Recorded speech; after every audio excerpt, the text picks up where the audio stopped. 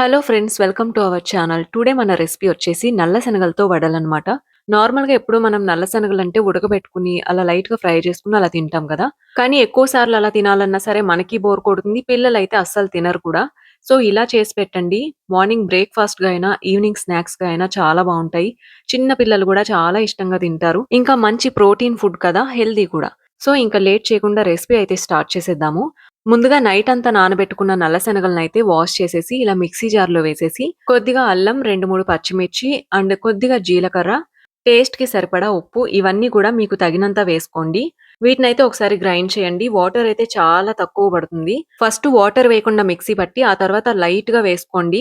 దాన్ని బట్టి చూసుకొని చాలా తక్కువగా వాటర్ యాడ్ చేసుకుంటూ మిక్సీ పట్టుకోండి.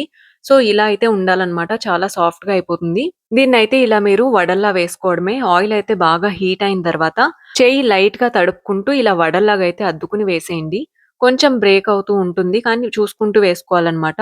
వీటిని మీరు పల్చగా వేసుకుంటే క్రిస్పీగా వస్తాయి, బావుంటాయి. కొంచెం మందంగా వేసుకుంటే గనక అవైతే పొంగుతాయనమాట చక్కగా. మీకు క్రిస్పీగా కావాలి అనుకుంటే కొంచెం పల్చగా వేసుకోండి. లేదు సాఫ్ట్‌గా కావాలి అనుకుంటే కొంచెం మందంగా వేసుకోండి. ఈ నల్ల శనగలనైతే నైట్ నానబెట్టడం ఒక్కటే టైం పడుతుందనమాట.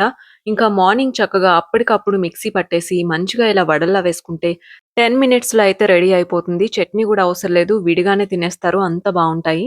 పైగా ఈ నల్ల శనగలైతే చాలా హెల్తీ అనమాట. ఫైబర్, ప్రోటీన్ అయితే పుష్కలంగా ఉంటాయి. సో, పిల్లలకైనా, పెద్దవాళ్ళకైనా ఎవ్వరికైనా సూపర్ స్నాక్‌గా చెప్పొచ్చు. ఇంకా ఇది ఇవాల్టి టేస్టీ అండ్ సింపుల్ రెసిపీ. ఎలా అనిపించింది? నచ్చితే లైక్ చేయండి. మరిన్ని సింపుల్ అండ్ హెల్తీ రెసిపీస్ కోసమయితే మన ఛానెల్‌నయితే సబ్స్క్రైబ్ చేసుకోండి. Thanks for watching.